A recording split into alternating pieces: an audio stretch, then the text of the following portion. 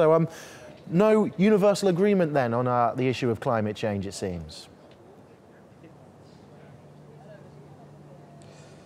Well, essentially no surprise, because this has been a position held by Donald Trump, certainly running up to his becoming president and also beyond, and indeed ahead of coming here to Sicily while on his whistle-stop and Middle Eastern tour. He made it plain that a decision will not be made or taken here.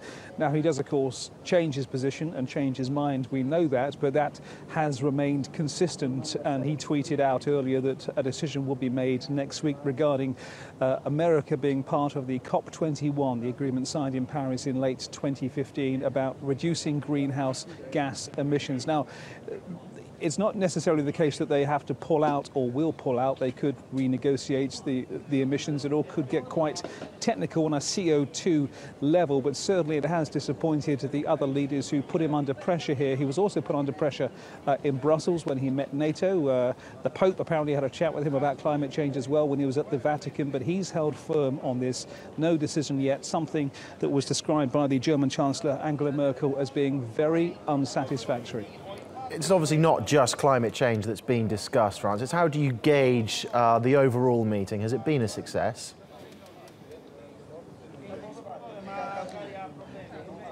Well, bearing in mind that 4 of the 7 leaders were here at a G7 summit for the first time, and it is very much a time of flux on the international stage, of course, the most notable being Donald Trump, the American president. So perhaps we shouldn't be too surprised that there haven't been the accords that we perhaps wanted to see, with all of them together on the same page.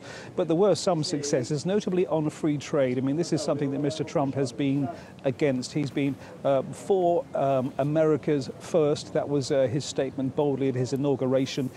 He didn't like free trade, but he's agreed to come to the table, sign the communique regarding protectionism. I mean, he once threatened tariffs against Mexico, against China. He even criticized Germany earlier this week regarding their car exports to the United States.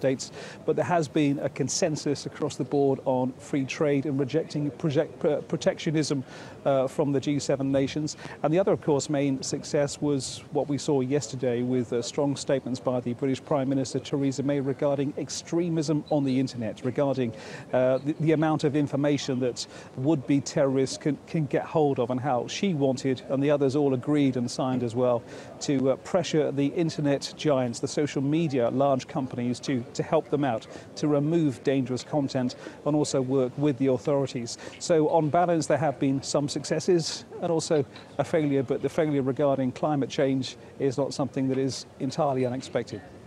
Okay, Francis, thank you.